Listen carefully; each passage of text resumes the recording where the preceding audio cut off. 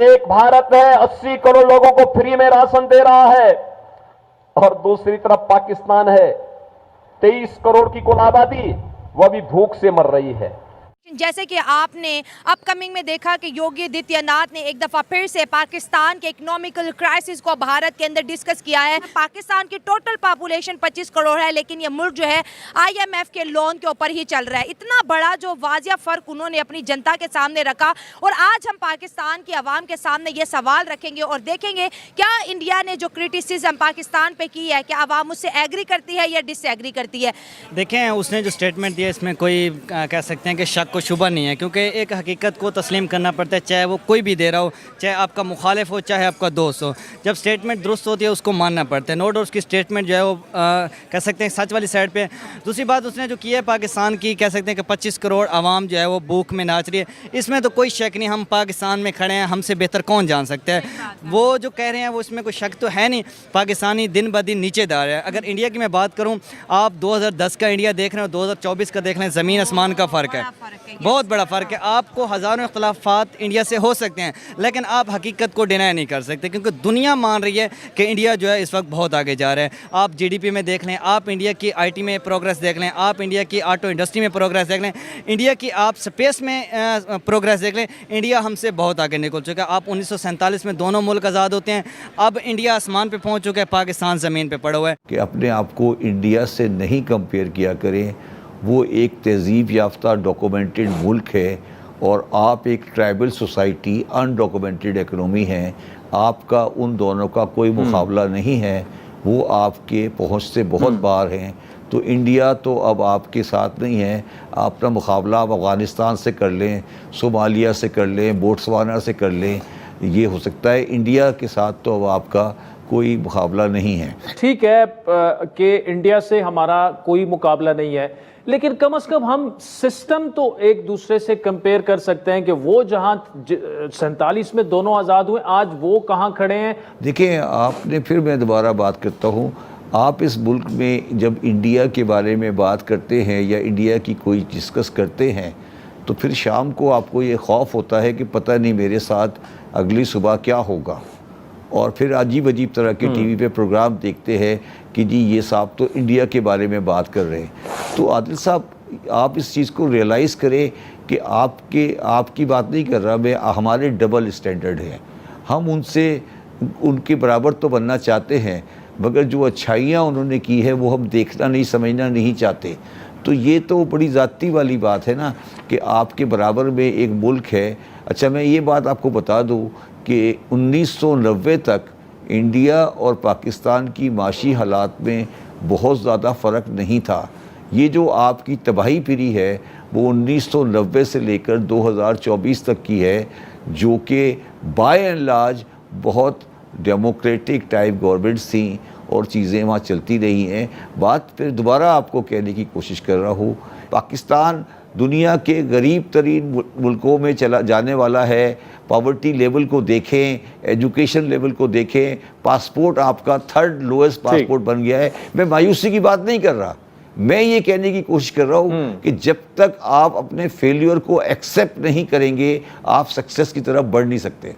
मैं समझता हूँ कि मोदी से हमें इख्तलाफात हैं, वो अपनी जगह हैं, लेकिन मोदी ने जो इंडिया के लिए किया है, आने वाली कई नस्लें जो है इंडिया में ऐसा किरदार अदा नहीं कर सकती। हम तो तड़पते हैं कि यार पाकिस्तान में भी कोई ऐसा लीडर मिले जिसकी पाकिस्तान के लिए हुब्बुल वतनी हो, जिस तरह मोदी की अपनी कौम के लिए हमदर्दी है।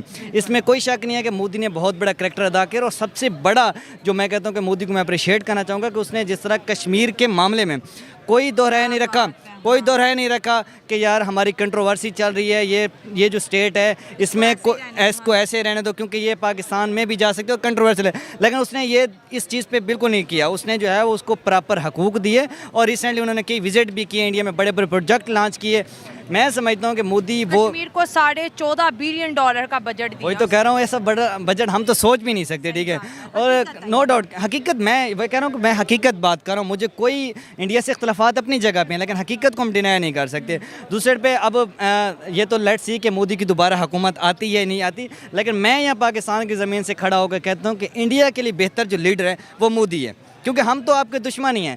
دشمن ہمیشہ چاہتے ہیں کہ یار جو ہے وہ میرے سامنے والا لیڈر نیچے جائے, لیکن حقیقت بات یہ ہے کہ مودی کی حکومت جو ہے وہ انڈیا کے لیے بہتر ہے, کیونکہ مودی نے انڈیا کے لیے جو کیا ہے وہ نہ ماضی میں نہ کسی نے کیا ہے, نہ ان فیوچر آپ کو نظر آتا ہے کہ مودی جیسا لیڈر جو ہے وہ انڈیا کے لیے کچھ کر پائے گا. بات یہ ہے کہ وہ کہتا ہے کہ you can love India, you can hate India, but never ever you ignore India. You can't ignore India. India کو آپ اگنور نہیں کر سکتے, کیونکہ جتنی اس کی ویلیو ہے دنیا کے اندر, دنیا کا کوئی کنٹری اٹھا کے وینوں کے اندر بھی ہماری طرف سے یہی بیان دیا گیا ہے, جو ہے وہ انڈیا اس ٹائم خطرناک بنتا جا رہا ہے. تو وہ منیر اکرم ہے, انہوں نے بیان دیا ہے کہ انڈیا جو ہے نیو انڈیا, اصل میں انہوں نے بات نیو انڈیا کی, نیو انڈیا کی اس لیے بات کی جو آنے والا دور ہے انڈیا کا, اور مودی صاحب نے جو الیکشن جیتنا ہے ان کو خوف ہے, جس طرح کے پہلے یہ چلا رہے تھے یا جس طرح وہ کر رہے تھے, وہ اس چیز سے. تو سر ہم پھر پاکستان کو نیو ایسا پاکستان بنا کر کیوں نہیں اس کو بوسٹ اپ کرتے کہ ہم بھی کہہ سکیں, ہماری بھی خبریں آ سکیں کہ نیو پاکستان جو اب بن رہا ہے وہ جو ہے وہ بہتری کی طرف جائے گا. ایک منسٹر آپ کا اٹھتا ہے ٹریڈ کی بات کرتا ہے, ایک فارن منسٹر یو این اے میں جا کے بیان دیتا ہے کہ ہمیں خطرہ ہے اور نیو انڈیا جو ہے خطرناک ہے, اور وہ جو ہے مختلف ممالک میں جا کے ٹارگیٹڈ پلان کرتا ہے, یہ کرتا ہے وہ کرتا ہے. ایک طرف آپ یہ بات کرتے ہیں, ایک طرف آپ ٹریڈ کی بات کرتے ہیں. اب یہ جو دوغلی پالیسی ہوتی ہے نا, اس کو ختم کرنا پڑے گا. اور دوسری بات ہے تنقید, پازیٹیو تنقید جو ہے برداشت کرنی پڑے گی.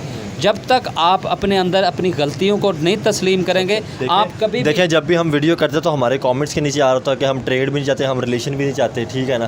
تو اس کا مطلب یہ ہے کہ کہیں نہ کہیں تو شاید غلطیاں ہوئی ہیں, تو شاید پھر ہمیں ان غلطیوں پہ پردے کی بجائے ہم ان غلطیوں کو ایکسیپٹ کرنا چاہیے اور نیکسٹ ٹائم وہ غلطیاں نہیں کرنی چاہیے. تو اب اٹھ کے کہیں نا کہ 99 کو جو ہم لوگوں نے غلط کیا اب ہم اس کو انڈو کرتے ہیں, اور یہ اگر غلط تھا تو آج بھی غلط ہے, بلکہ آج اس سے بھی کہیں گنا غلط ہے. 99 میں اگر یہ معاملات جس طریقے سے انہوں نے ٹیک آف کیا تھا, ان کو شوٹ ڈاؤن نہ کیا جاتا, تو آج پاکستان اور انڈیا 20 سال آگے جا چکے ہوتے. انڈیا تو جا چکا ہے 20 کیا 50 سال 100 سال آگے نکل گیا, اور اس دوران آپ کے درمیان جو گیپ آ گیا وہ بہت بڑا ہے. اب جو ہے وہ سچویشن بدل گئی, جس کا پاکستان میں بیٹھے ہوئے جو لیڈرشپ ہے یا اسٹیبلشمنٹ ہے اس کو احساس نہیں کہ سچویشن کتنی بدل گئی اور انڈیا کی ضروریات کتنی ہے. اب وہاں کوئی اٹل بہاری واجپئی پیدا نہیں ہوگا جو بس پہ بیٹھ کے تو مینار پاکستان پہ آئے آپ جو مرضی کر لیں.